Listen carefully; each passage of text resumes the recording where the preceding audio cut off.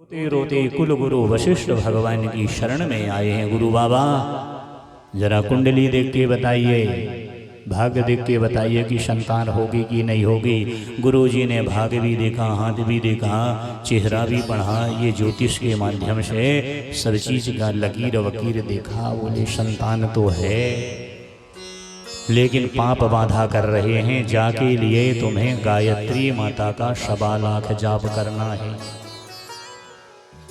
ठीक है महाराज। दोनों पति पत्नी आए हैं, 1.25 लाख जाप किए। आकाशवाणी हो गई, घर को चली जाइए, समय आएगा संतान मिल जाएगी। दोनों पति पत्नी घर में आ गई, रहने लगी। महाराज धीरे धीरे समय आया, भाग्योदय हुआ, पत्नी गर्भवती हो गई। धीरे धीरे गर्भ की रक्षा होने लगी।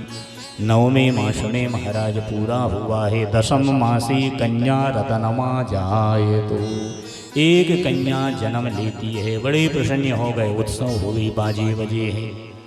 और धीरे से नामकरण का समय आया कि बिटिया का क्या नाम रख ले में। तो व्यास भगवान बोलते हैं बड़ी प्रसन्नता के साथ में, बा कन्या का नाम सावित्री रख दिया कि भगवती की कृपा से कन्या रत्न मिली है, जा कन्या का नाम सावित्री होगा। पालन पोषण बड़े अच्छे से होने लगे। धीरे धीरे धीरे बिटिया 1 साल 2 साल 5 साल बड़ी होने लगी। और जब बड़ी होने लगी महाराज, तो एक दिन बिटिया के मन में भाव हुए कि मैं आज वन विहार को जाता। घर से निकल गई, जंगल आई है, जंगल में भ्रमण करी है। और भ्रमण करते करते रास्ता भूल गई। तो रास्ता जब भूल गई तो यहाँ भी जाए वहाँ भी जाए, लेकिन रास्ता ही ना मिले।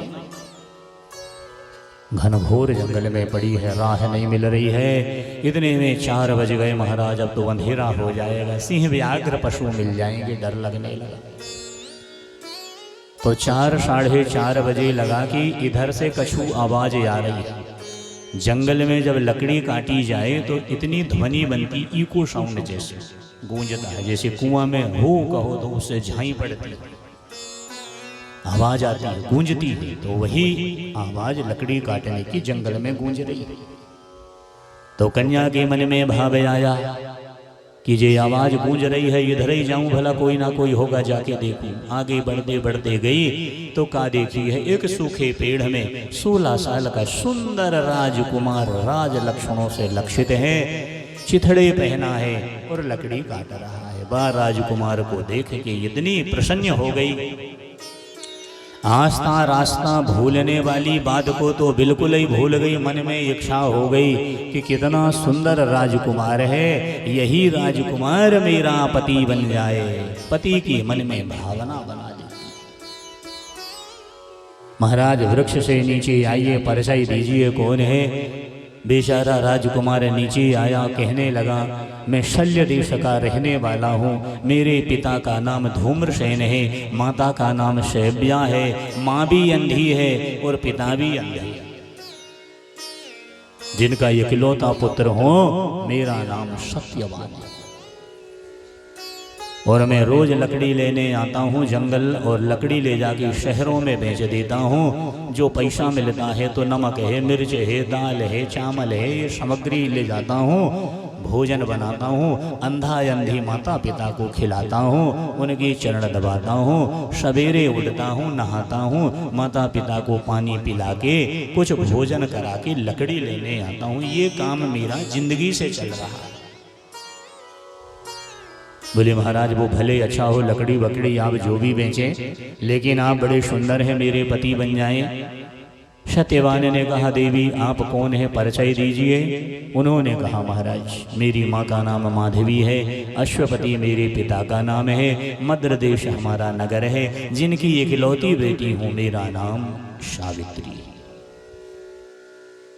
सत्यवान ने कहा प्रस्ताव पारित नहीं होगा, बात अच्छी नहीं चली। क्यों कि आप राजघराने की हैं और मैं लकड़हारा, मैं भी क्षत्रिय हूँ, मैं भी राजा का बेटा हूँ, लेकिन निर्धन है, गरीब है, हमारे यहाँ कुछ नहीं, माँ बाप अंधे अंधा, इसके लिए ये विवाह तो संभव नहीं है।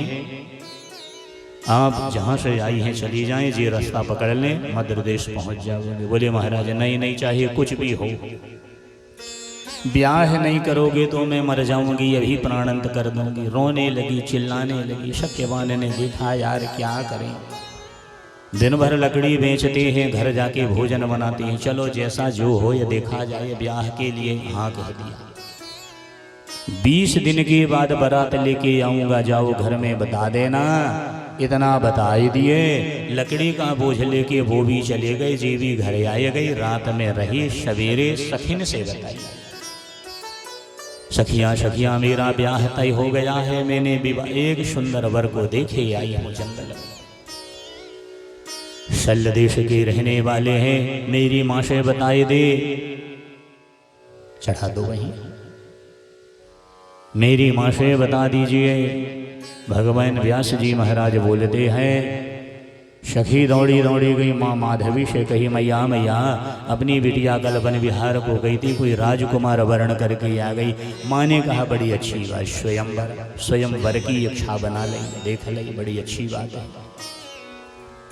धीरे से रानी ने समय पाके राजा को बताई, राजा भी तैयारी करने लगे कि 20 दिन में बारात आएगी। 4 दिन हो गए, 5 हो गए, 6 हो गए, 7 हो गए, 8, 9, 10, 11, 12, 18 दिन बचे हैं। और आज अकस्मात नारद जी इनके घर में आए हैं। राजा ने नारद जी का स्वागत किया है। बिटिया नारद आए हैं, जरा प्रणाम कर ले। सावित्री आई है, प्रणाम कर ले। जरा हाथ की लकीर भी देख दो बाबा, 2 दिन में ब्याह की चली जाएगी, कन्यादान हो जाएगा। जिस पिता के घर में खेली खाई कूदी दौड़ी लीला करी, और आज बिटिया ससुराल चली जाएगी। निवेदन है जरा हाथ लकीर देख के बता दो जीवन कैसा। नारद जैसे त्रिकालदर्शी संत ने हाथ की लकीर पकड़ा, और ज्यों ही हाथ की रेखा देखा, विवाह की रेखा, संतान की रेखा, बोले महाराज सब तो ठीक है, लेकिन जिस वर को ब्याह की जा रही है 1 साल में विधवा हो जाएगी, ऐसी लकीर पड़ी है। विवाह कैंसिल कर दें, विवाह रोक दें, ये विवाह ना कर। नारायण नारायण कह के बीणा बजा के बाबा नारद भाग गए। अब सावित्री ने कहा चाहे कुछ भी हो, मैं नारद की बात नहीं मानूंगी, ब्याह करूंगी वही, चाहे जैसा। राजा ने कहा नहीं बेटी, हम सुंदर वर तलाश लेंगे, जहाँ कहेगी वहाँ, लेकिन मत कर, जब ऐसी रेखा पड़ी है सुख नहीं मिलेगा। और सुख के साथ साथ 1 वर्ष के बाद में तेरा सिंदूर चला जाएगा, कैसे रहेगी, क्या करेगी। बिटिया मान जा। नहीं नहीं पिताजी, कुछ भी हो ब्याह वहीं कर। विचारते सोचते में 19 दिन गए, 20 दिन आ गया, बाजे बजते हुए सत्यवान बारात लेके आ गया। रोती पीटती कन्या का दान हुआ है, आई है ससुराल में, देखी है छोटा सा घर है, बूढ़े पति इनके ससुर हैं, बुढ़िया सास है, अंधे हैं। तो सावित्री ने निर्णय कर लिया जैसा हो ये मेरे देवता हैं, इनकी सेवा करूँगा। भोजन बनावे, खिलावे पिलावे, उनकी सेवा करें महाराज। और सत्यवान रोज लकड़ी लेने प्रतिदिन जाए, बोझ लाए, लकड़ी बेचे, पैसा धेला लाए, जीविका चलाए। 1 महीने के बाद सावित्री के मन में वो ये बात खटकने लगी कि नारद जी ने कहा है 1 वर्ष में ऐसी ऐसी बात है, दुर्घटना का विषय है, तो लिख के रखने लगी।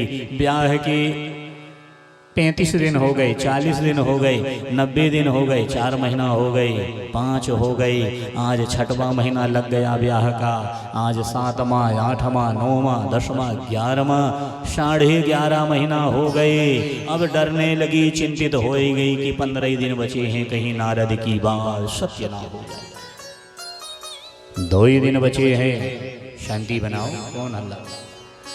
2 ही दिन बचे हैं, तो सावित्री ने अपने मन में प्रस्ताव कर लिया कि रोज मेरे पति लकड़ी लेने अकेले जाते हैं, लेकिन जिस दिन साल भर होएगा मैं भी साथ में जाऊंगी, अकेले नहीं छोड़ूंगी, अकेले नहीं छोड़ूंगी। कल ही का दिन बाकी है, अगले दिन 12 महीना हो जाएंगे।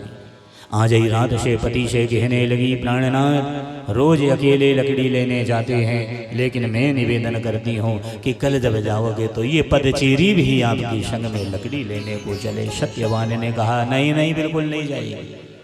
तो कोमल अंग वाली है, बड़े जंगल जाते हैं, कांटे कुबड़ कई प्रकार की समस्या, भूख प्यास सब सहन करना पड़ता है। नहीं वो कुछ भी हो। सत्यवान ने कहा, फिर ये बूढ़े बूढ़िन को कौन देखेगा? बोले वो भी मैं 4 बजे राष्ट्र भोजन बना दूंगी, रख दूंगी, पानी तक रख दूंगी, थाली लगा के रख दूंगी, जब भूख लगे खा लेंगे, लेकिन कल मैं आप ही के साथ चलूंगी, मेरा मन है। सत्यवान ने कहा, चल जब ऐसी बात है तो चल। बड़े भोर उठती है, भोजन पानी बनाती है, रख देती है, बता देती है कि आज मैं भी लकड़ी लेने जा रही। अरे बहू रानी काहे जा रही है? नहीं नहीं नहीं, 2 बोझ लकड़ी के आएंगे। तो 2 बहाना बनाई, 2 बोझ आएंगे तो जरा ज़्यादा पैसा आ जाएगा, तो जरा ज़्यादा अच्छी जीविका चलेगी, इसलिए मुझे भी जाना। बुढ़ा बुढ़े नहीं समझे, बोले चली जा। क्या मालूम सत्यवान को क्या पता है कि भाग में क्या लिखा है। कागज हो तो खोल के पढ़ ले, जो ये विधना ने लिख दिया हो, छठी रात की अंक राई घटे न तिल बढ़े रहे जीव निशन। जो लिखा है रोज की तरह कुल्हाड़ी रखा है, जंगल आया है, रोज लकड़ी मिल जाए, लेकिन आज लकड़ी नहीं मिल रही। आज मौत बुला रही है, कितने बजे कितने मिनट में मौत होना। आरण्य में ये पेड़ वो पेड़ देखते देखते चला, लकड़ी ना मिले। 3 बज गए हैं महाराज। उसी समय सूखा पेड़ भी मिल गया और जल्दी से पेड़ में चढ़ा है, और जैसे ही एक कुल्हाड़ी मारा है पेड़ में लकड़ी काटने को, उसी समय महाराज जब पछाड़ खा के सत्यवान नीचे गिरा है। नीचे पत्थर की चट्टान थी, जो सिर में चट्टान लगी वहीं सत्यवान के प्राण चली गई। सावित्री ने कहा, नारद ने कहा था 1 साल में घटना हो जाए, बात सही हो गई। हे विधाता कहाँ जाऊं, आज साल भर हो गए। इतने घनघोर जंगल में कोई पशु नहीं, पक्षी नहीं, कोई प्राणी नहीं, कैसे खबर भेजूं घर। 1 साल हुआ भी नहीं था महाराज, पूरा आज प्राण अंत हो गए। मरे पति को उठा लई, गोद में रख लई और चिल्ला चिल्ला के रोने लगी, बचा लो बचा लो बचा लो, आज मेरे पति के प्राण निकल गए हैं, बचा लो बचा लो। लेकिन कोई नहीं बचा रहा। सबके प्राण वायु लेने के लिए यमदूत आते हैं, लेकिन आज यमराज स्वयं आए हैं और अंगूठे प्रमाणे अंगूठा के बराबर रूप लेके पेड़ के किनारे खड़ा। 4 घंटा से रोते रोते परेशान हैं, लेकिन कोई सहायता वाले नहीं मिले हैं। ऐसी नजर गई तो जो देखे कि महिषा में बैठा हुआ कालदंड लेके कोई खड़ा है। ऐसा झुक के देखी तो अपने पति के देह को नीचे रख गई। भैया तू कौन है रे, बड़ी देर से खड़ा है इतना बड़ा रूप लेके। तो मंद मंद हंसते हंसते हाथ में कालदंड लेके प्रकट हो गया। बोले, मैं दक्षिण यमलोक का रहने वाला यमराज हूँ, आज दूतों को नहीं भेजा हूँ, मैं स्वयं आया हूँ। क्यों आए हो? छोटी सी कन्या वो का जाने कीजिए का गति, क्यों आए हो? जवाब सवाल करने लगे। क्यों आए हो? बोले, इसकी आत्मा को ले जाएंगे, प्राण ले जाएंगे। क्या करोगे? बोले, पुण्य पाप को देखेंगे, नरक या स्वर्ग जो होएगा वो। बोले, नरक क्या है? बोले, हमारे यहाँ 28 बड़े बड़े कुआं बने हैं, 28 प्रकार के नरक हैं। ऐसे जीवन वाले ऐसे प्राणी को ले जा के एक एक नरक में डुबाते हैं। मेरे वहाँ जो रेत है, बालू है, वो इतनी 24 घंटा गर्म रहती, उसी बालू में रेत में पापी को चलवाते। मेरे यहाँ पेड़ लगे हैं, लेकिन उसमें छाया नहीं है, उसमें तलवार जैसी पत्ती, और उन कुंडों में पापी पड़े हैं, हाय तात हाय मात चिल्ला रहे हैं। तो सावित्री ने कहा, चलो ले जाओ, लेकिन मैं भी साथ में चलूंगी ना, मैं भी तो देख लूंगी। तो बोले, नहीं नहीं नहीं, हमारे यहाँ का नियम, जो कोई जाता है देह यहीं छोड़ता है, केवल प्राण भर जाते हैं। नहीं नहीं, मैं अपने पति को अकेले नहीं जाने दूंगी, जाएंगे तो मैं भी चलूंगी, वरना नहीं जाने दूंगी, भले कितने दिन लग जाए, मैं यहीं बैठी रो रही। देर रुलाई संभाषण होने लगा। अंत में यमराज ने कहा, सुन तो एक काम कर, तू कछू ले ले, लेकिन मुझे जाने दे भाई, कछू मांग ले। अथाह बुद्धि वाली सावित्री ने कहा हम जो कहेंगे वो देवोगे? बोले हाँ हाँ दे देंगे। बोले वचनबद्ध होइए? बोले हाँ दादा वचनबद्ध हो गया तो जो कहे सो देने को तैयार, लेकिन मुझे जाने दे, बहुत देर हो गई। क्या मांग रहे? जल्दी मांग ले। तो बाहरी अथाह बुद्धि वाली सावित्री अपने पति को वहीं रखी और रास्ते में खड़ी हो गई कि मैं रास्ता बंद कर ली हूं तो मैं जाने नहीं दूंगी, एक शर्त में जाने दूंगी।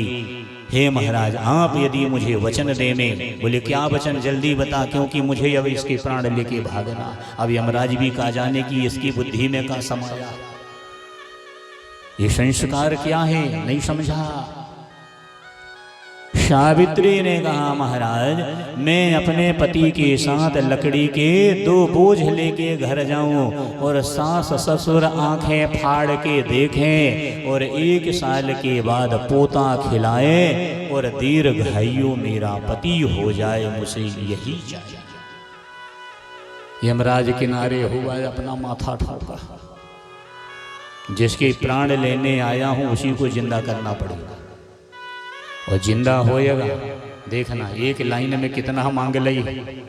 अंधा अंधी की आंख की ज्योति आएगी तब तो देखेंगे कि बहू बेटा लकड़ी लेके आए। 1 साल के बाद पोता भी मांग रहे, माने बेटा भी मांग रहे। यमराज ने देखा अब जो जैसा होए महाराज, वहीं यमराज गया और जो स्पर्श किया तो सत्यवान मरा था, प्राण जीवित होए गए, खड़ा हो गया। और जो वहां से ऐसा हाथ किया तो बूढ़ा बुढ़ी जन्मांध थे, उनकी आंख में ज्योति आ गई। अरे बुढ़िया आज बहू भी गई है, कहाँ है बहू? अभी तक नहीं आई। घर के बाहर दौड़ रहे हैं, फिर अंदर जा रहे हैं। ज्योति आ गई जो जन्मांध से अंधे थे, जन्म से। यमराज ने कहा बहन हे सावित्री तपी दोपहरी है, जो देखे तो जेठ का महीना है, जो देखे तो अमावस की तिथि है। उसी समय आकाशवाणी हो गई कि आज से यह तिथि का नाम बट सावित्री अमावस्या हुई जाए। एक बड़के पेड़ के नीचे की घटना थी प्यारे। ये बड़का पेड़ साधारण नहीं है, बड़का पेड़ जहां भी रहता है ये संतोष का प्रतीक है। बड़के वृक्ष के नीचे से जब भी निकले मार्कंडेय जी का नाम ले लें, बेटा बेटियों का जन्मदिन पड़े तो बड़की पेड़ में दूध और मिश्री चढ़वाना चाहिए बड़की मूल में, और बड़े वृक्ष की परिक्रमा करनी चाहिए जन्म के दिन। ये बड़े ऐसा ही नहीं है। सावित्री ने बड़ के नीचे खड़ी हुई, बोले प्राणनाथ अब लकड़ी लेके चलेंगे और कितनी रात हो जाए, लेकिन इस समय आज मुझे मिल गए हो, अब मैं छोड़ूंगी नहीं। उसी समय हाथ जोड़ी है, हे शिव हे शिवा आप कहाँ हैं? मेरी पूजा को स्वीकार करो, मैं जंगल में आई हूँ, कुछ पूजा की सामग्री नहीं है, क्या चढ़ाऊं क्या चढ़ाऊं? मन के भाव लेके जैसे मानसिक भाव बनाई है, भगवान की कृपा से शिव पार्वती बड़ के नीचे प्रकट हो गए और उनका दर्शन करी, पूजन करी। शिव जी भगवान माता पार्वती ने कहा कि बिटिया आज की तिथि तेरे नाम से जागृत हो जाएगी। आज की तिथि यह बड़ के नीचे अपन सब मिले हैं, इसलिए इस तिथि का नाम बट सावित्री हो जाएगा। उसी दिन से बट सावित्री अमावस्या का प्रादुर्भाव हुआ। यह व्रत बन गया, यही उपवास बन गया, इनमें सेवा हो गई, इनमें सब प्रकार का लाभ हो गया। ऐसे बट वृक्ष की पूजा माताओं को जेठ महीने की अमावस्या को करना चाहिए। कौन कौन करता है?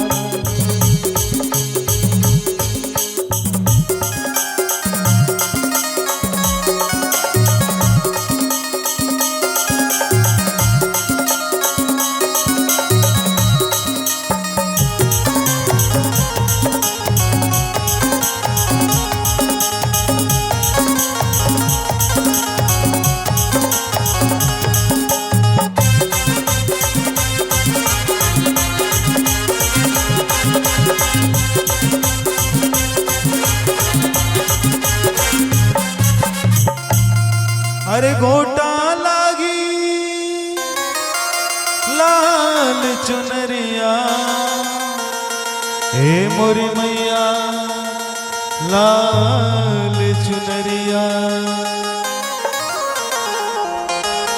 अरे बिंदिया भी लाई माई तोरे लाने लाए चुनरिया तोरे लाने बिंदिया भी लाई तोरे लाने लाए चुनरिया तोरे लाने अरे बिंदिया भी लाई माई तोरे लाने लाए चुनरिया तोरे लाने बिंदिया भी लाई माई तोरे लाने झूमते हो गाइए तोरे लाने हाँ तोरे लाने मैया तोरे लाने लाए चुनरिया तोरे लाने मैया तोरे लाने लाई चुनरिया तोरे लाने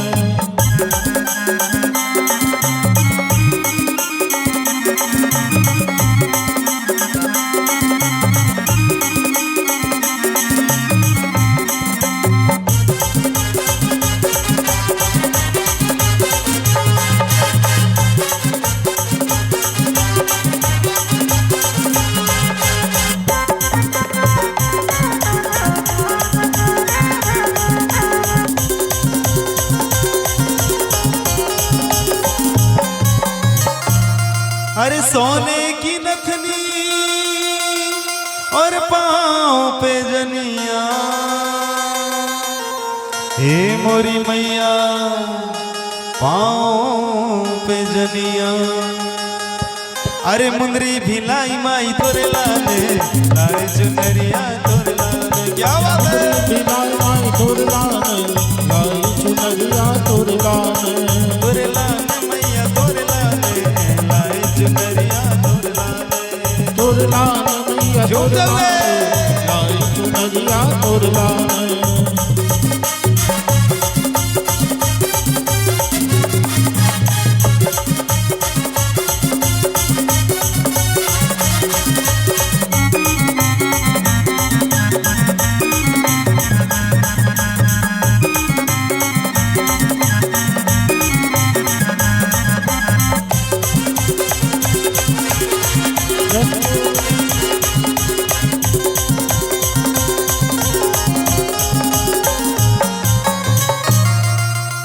अरे लालई महावर और लालई बिंदिया हे मोरी मैया लालई बिंदिया अरे करधन भी लाई माई तोरे लाने लाए चुनरिया तोरे लाने गर्दन भी लाई माई तोरे लाने लाई चुनरिया तोरे लाने तोरे लाने मैया तोरे लाने लाए चुनरिया तोरे लाने झुमते हुए मैया तोरे लाने लाई चुनरिया तोरे लाने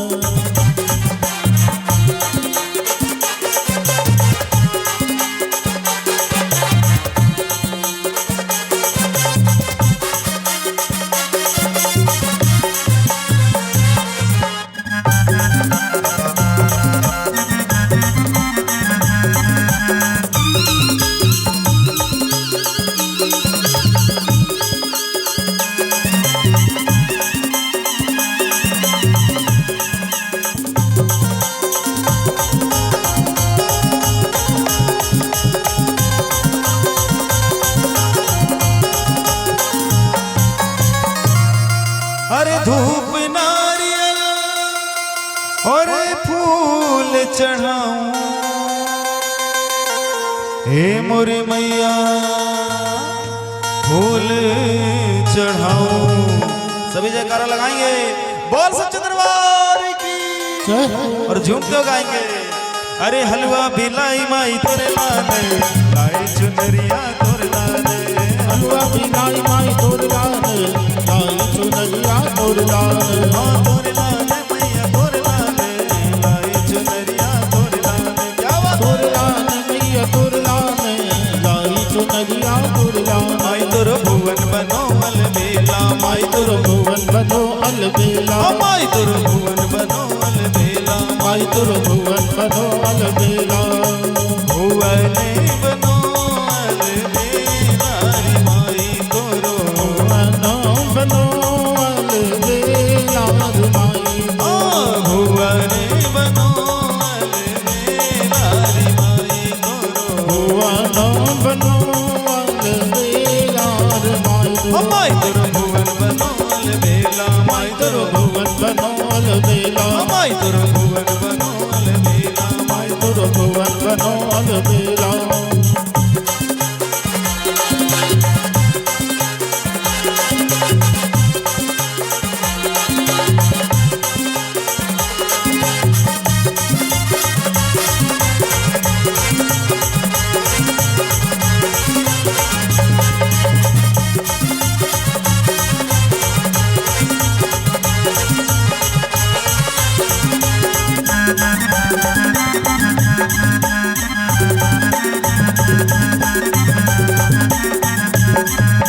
लाल चुनरिया कैसे चढ़ाऊं, क्या बात है, कैसे चढ़ाऊं, अरे लाल चुनरिया कैसे चढ़ाऊं, लाल चुनरिया कैसे चढ़ाऊं, अरे हमें मैया गंगा, हमें मैया गंगा, और सुनियो अर्जिया मैया भवानी कर दैयो माला माल। सुनियो अर्जिया मैया भवानी कर दयो माला माल।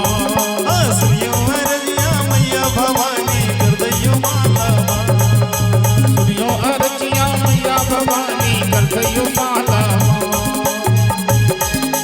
दुनिया में महंगाई ऐसी बीमारी, दुनिया में महंगाई ऐसी अरे बीमारी, दुनिया में महंगाई ऐसी बीमारी, दुनिया में महंगाई ऐसी बीमारी, तोड़ दई है कमर हमारी, तोड़ गई है कमर हमारी। हम हो रहे बेहाल, हम हो रहे बेहाल। अरे सुनियो अर्जिया मैया भवानी कर दैयो माला माल। सुनियो अर्जिया मैया भवानी कर दयो माला माल। हाँ सुनियो अर्जिया मोरी भवानी कर दैयो माला माल।